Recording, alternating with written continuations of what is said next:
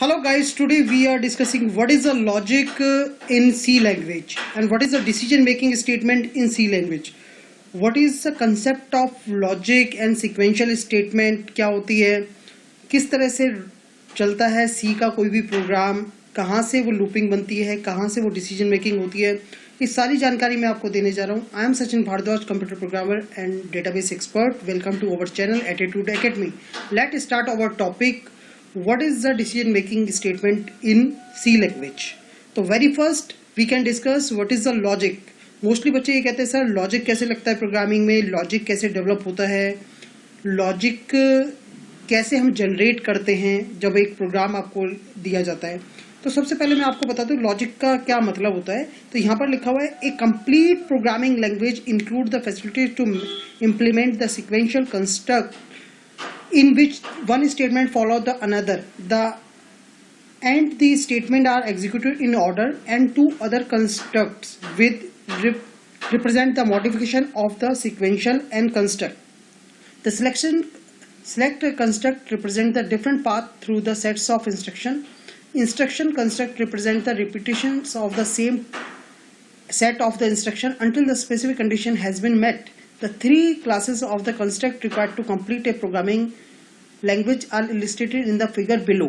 यानी कि सीधी सी बात यह है कि जब हम एक प्रोग्राम बना रहे हैं, एक लैंग्वेज में एक प्रोग्राम फैसिलिटीज कर रहे हैं, तो हमें ये देखना पड़ता है कि वो उसका सीक्वेंस क्या है, यानी कि वो डिसीजन मेकिंग की है या सिक्वेंशियल है या आइट्रेशंस है. यानी कि तीन तरह की हमारे पास कंडीशंस होती हैं.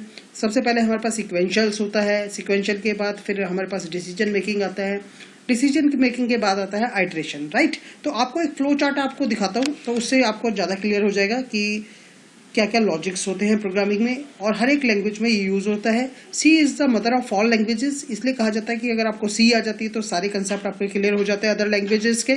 जैसे फॉर एग्जांपल आप देख सकते हो यहाँ पर सिक्वेंशियल है, कंडीशनल है और लूपिंग है.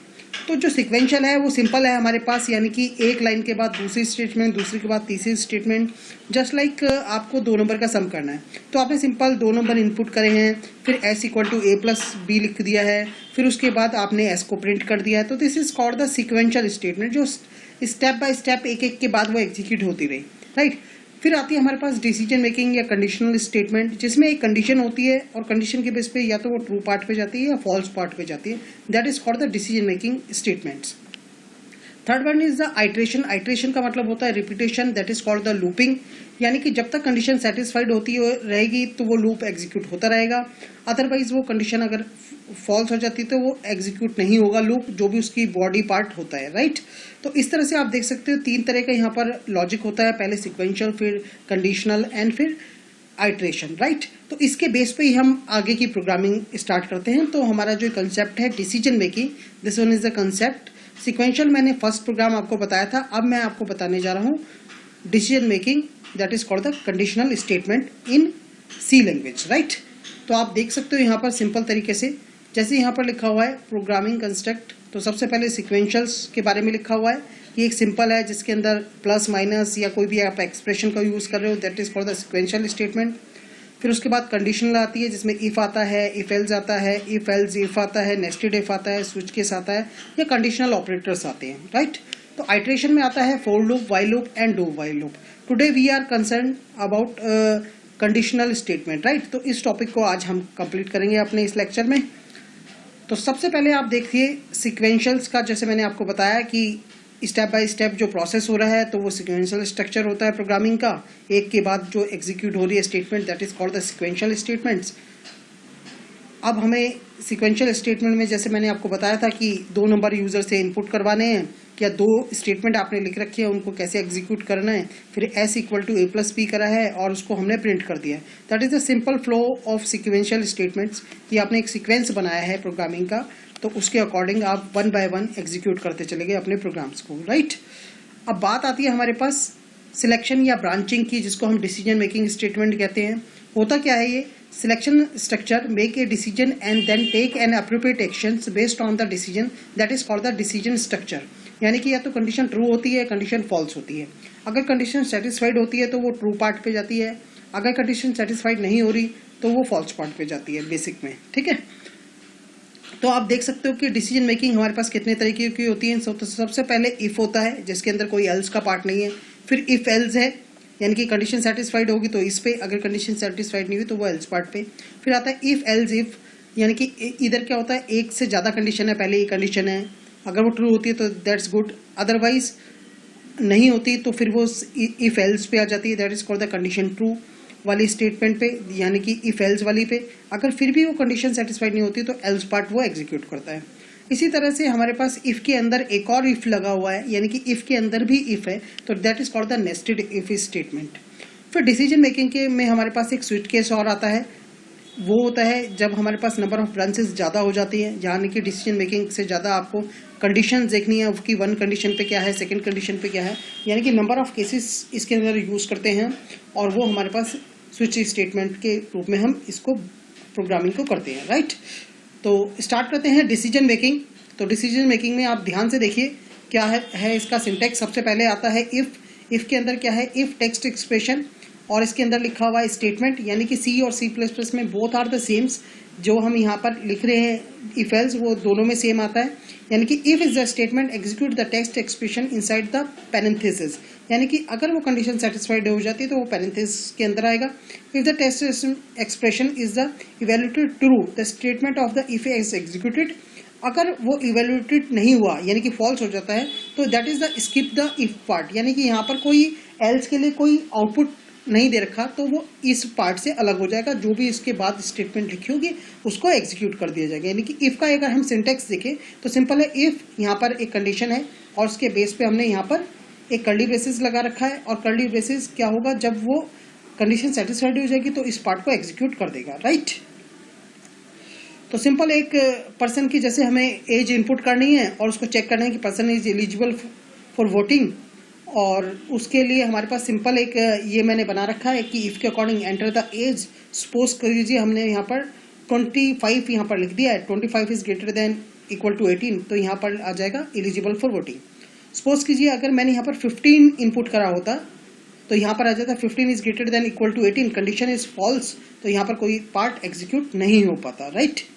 तो इसी तरह से देखिए यहाँ पर इफ एल्स के अंदर एक और पार्ट आ जाता है जिसके अंदर हम बोलते हैं इसको नेस्टेड इफ एल्स, यानी कि इफ एल्स बोलते हैं इसे सिर्फ, कि यानी कि कंडीशन अगर सेटिस्फाइड होती है तो इस पार्ट पे आ जाएगी, अगर कंडीशन सेटिस्फाइड नहीं होती तो वो एल्स पार्ट पे चला जाएगा, राइट। तो यहाँ पर 5 है, 5 इज लेस देन 10, तो कंडीशन इज ट्रू, तो ये वाला ब्लॉक एग्जीक्यूट हो जाता है। अगर ये कंडीशन यहाँ पर देखिए 5 इज ग्रेटर देन 10, तो ये एग्जीक्यूट नहीं होगा, तो वो किस पार्ट पे आ जाएगा, this is called the L's part, तो यहाँ पर वो पार्ट एग्जीक्यूट हो जाता है। तो this is the simple syntax of the if else, कि यहाँ पर अगर कंडीशन सेटिस्फाइड होती है तो इफ के जस्ट बिलो, और अगर कंडीशन सेटिस्फाइड नहीं होती तो वो एल्स पार्ट पे आ जाता है, राइट। तो सिंपल ये इफ एल्स जो C और C++ में कॉमन होता है। फिर आप देख सकते हो यहाँ पर कि एक पर्सन की एज इनपुट कर रखी है, वही सेम प्रोग्राम, कि अगर वो सेटिस्फाइड हो जाता है तो एलिजिबल फॉर वोटिंग, अगर कंडीशन सेटिस्फाइड नहीं होती तो नॉट एलिजिबल फॉर वोटिंग वाला स्टेटमेंट आ जाता है, राइट। तो इस तरह से आप देख सकते हो कि सिंपल तरीके से इफ का ये वाला पार्ट है और फिर एल्स का ये वाला पार्ट है। अब पैरेंथेसिस का क्या मतलब होता है कि that is called the block of code, यानी कि ब्लॉक स्ट्रक्चर आप बना रहे हो तो इसके अंदर हो सकता है एक से ज़्यादा आपको स्टेटमेंट लिखनी हो, तो इसलिए यहाँ पर कर्ली ब्रेसेस आप लगा सकते हो। अगर सिंपल एक ही स्टेटमेंट है तो no need for the curly braces. फिर इसके बाद आ जाता है हमारे पास इफ एल्स, और इसको हम इफ एल्स यानी कि इफ एल्स इसको बोला जाता है। यानी कि यहाँ पर जब एक कंडीशन सेटिस्फाइड नहीं होती तो वो दूसरे पे टेस्ट होता है, दूसरी सेटिस्फाइड नहीं होती तो तीसरे पे जाता है, और अगर इनमें से कोई भी स्टेटमेंट सेटिस्फाइड नहीं होती तो फिर वो एल्स पार्ट पे जाता है। यानी कि जब हमारे पास एक से ज़्यादा कंडीशन सेटिस्फाइड नहीं हो रही हैं, यानी कि दूसरी भी नहीं हुई, फर्स्ट वाली भी नहीं हुई, तीसरी भी नहीं हुई, या इससे ज़्यादा भी नहीं हुई कोई, तो वो लास्ट एल्स वाले स्टेटमेंट पे एग्जीक्यूट हो जाता है, राइट। फिर हम आ जाते हैं यहाँ पर एक सिंपल सा प्रोग्राम कि हमने यहाँ पर इफ़ करा कि 2 नंबर को चेक करा कि A is greater than B and A is also greater than C, अगर है तो A is the largest number. इसी तरह से हमने B को चेक करा, B is greater than A and B is also greater than C, अगर B A से भी बड़ा है और C से भी बड़ा है तो B is the largest number. Otherwise इनमें से अगर कोई भी कंडीशन अगर सेटिस्फाइड नहीं होती तो C is the largest number, अगर हमने 3 नंबर का इनपुट कर रखा है तो, राइट। तो ये सिंपल सा एक प्रोग्राम मैंने रिप्रेजेंट करा जिसको मैंने इफ एल्स के अंदर रिप्रेजेंट करके आपको समझाने की कोशिश करी इसके सिंटेक्स को, कि अगर कंडीशन सेटिस्फाइड हो जाती हो तो ये वाला ब्लॉक, अगर कंडीशन सेटिस्फाइड नहीं होती तो फिर इसको टेस्ट करेगा, अगर ये वाली कंडीशन भी सेटिस्फाइड नहीं होती तो फिर वो एल्स पार्ट पे चला जाता है, राइट। इसके बाद देखिए यहाँ पर नेस्टेड इफ एल्स स्टेटमेंट, यानी कि इफ के अंदर एक और इफ लगा हुआ है तो वो किस तरह से एग्जीक्यूट होगा। तो यही प्रोग्राम है, 3 नंबर्स में से हमें चेक करना है कि which one is greater number या लार्जेस्ट नंबर। तो आप देख सकते हो यहाँ पर 3 नंबर सिंपली इनपुट करे हुए हैं, तो अगर ये इससे भी बड़ा है तो वो इस वाले पार्ट पे आ जाएगा, अगर वो इससे भी बड़ा है तो वो इस वाले पार्ट पे आ जाएगा। सिंपली अगर आपको देखना है कि वो इससे भी बड़ा है और इससे भी बड़ा है, 2, 3 से भी बड़ा है तो वो वाला पार्ट आ जाएगा। यानी कि इफ के अंदर एक और कंडीशन लगा थी, यानी कि जहां पर हम एंड लगा रहे थे वहां पर ये दोनों कंडीशन को एग्जीक्यूट कर देंगे, ठीक है। तो यहाँ पर मैंने सी आउट स्टेटमेंट लिख रखी है, आपको यहाँ पर प्रिंट एफ स्टेटमेंट लिखना है, सीन की जगह आपको स्कैन एफ लिखना है, राइट। तो क्योंकि platform both are the same तो मैंने यहाँ पर सीन का यूज कर लिया था, आप स्कैन एफ और प्रिंट एफ का ही यूज करेंगे, यानी कि सी आउट के लिए आप प्रिंट एफ यूज करेंगे और सीन के लिए आप स्कैन एफ का यूज करेंगे। That is called the nested if else statement, right. तो यानी कि लार्जेस्ट नंबर को निकालना बड़ा आसान होता है इसके अंदर, जो हम नेस्टेड इफ एल्स इफ करते हैं, या फिर if else if else, right. यानी कि इफ को आप कैसे मर्जी रख सकते हो, यानी कि इफ के अंदर इफ रख सकते हो, इफ के अंदर एल्स रख सकते हो, या एल्स इफ एल्स लिख सकते हो, राइट। तो that is called the decision making statement, यानी कि आप एक डिसीजन ले रहे हो कि या तो कंडीशन ट्रू होती है या कंडीशन फॉल्स होती है, राइट। तो अब मैं इसका आपको लाइव इम्प्लीमेंटेशन करके दिखा रहा हूँ कि इफ एल्स का आप कैसे यूज कर सकते हो अपने टर्बो C++ पे। तो सिंपल तरीके से आप इसको ओपन कीजिए टर्बो C++ को, और फिर इसके साथ मेरे साथ जुड़े जाए, एंड तक बने रहें, और आपको मैं एक एक प्रोग्राम दिखाता हूँ। तो सबसे पहले मैं आपको करके दिखा रहा हूँ कि मेरे को चेक करना है कि एक नंबर इनपुट करना है, और वो चेक करना है कि नंबर इज पॉजिटिव और negative, right.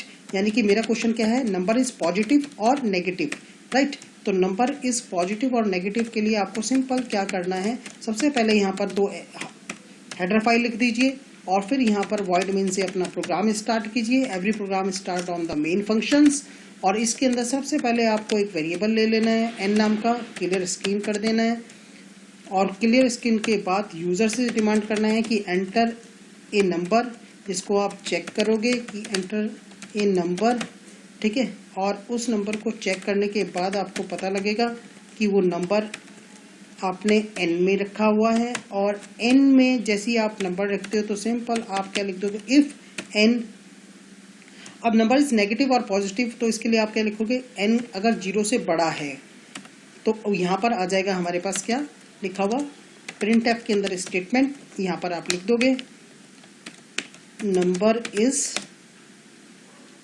Positive, right, number is positive else, और यहाँ पर लिख दोगे आप प्रिंट एफ में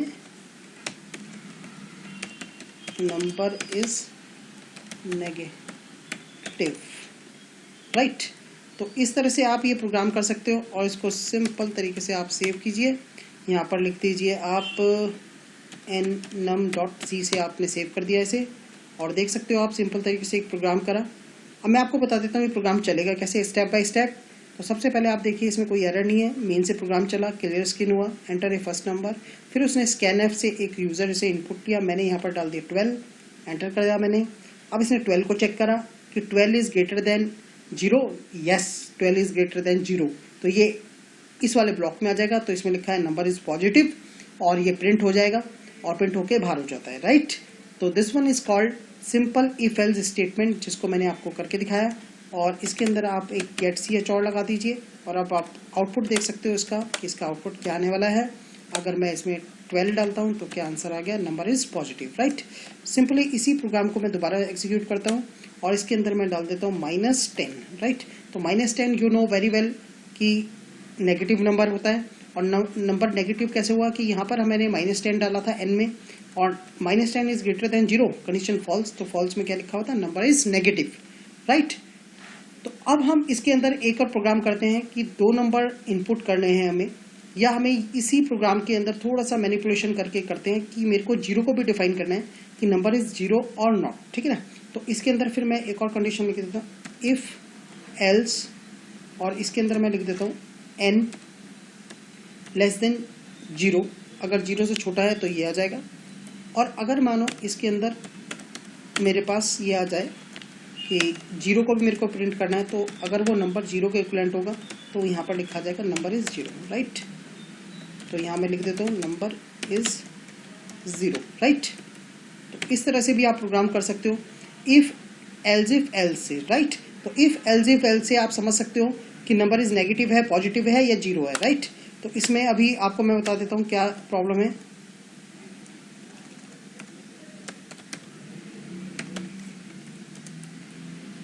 राइट, तो आप देख सकते हो इसके अंदर इफ़ एल्स, तो इसमें देख सकते हो आप सिंपल तरीके से, यहाँ पर मैंने डाला 12, तो आंसर इज़ पॉजिटिव।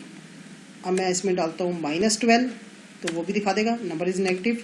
सपोज करो इसके अंदर मैंने इनपुट करा 0, तो ये मेरे को दिखा देगा नंबर इज़ 0, राइट। तो आई थिंक आपको समझ में आ गया होगा कि इफ़ क्या होता है, इफ़ एल्स क्या होता है, एल्स क्या होता है। आई होप आपको ये वीडियो अच्छा लगा होगा। इसे लाइक करें, शेयर करें, चैनल को सब्सक्राइब करें, साथ ही बेल आइकन को प्रेस करना ना भूलें ताकि आने वाली नोटिफिकेशन आपको टाइम टू टाइम मिलती रहे। Thank you so much, bye bye.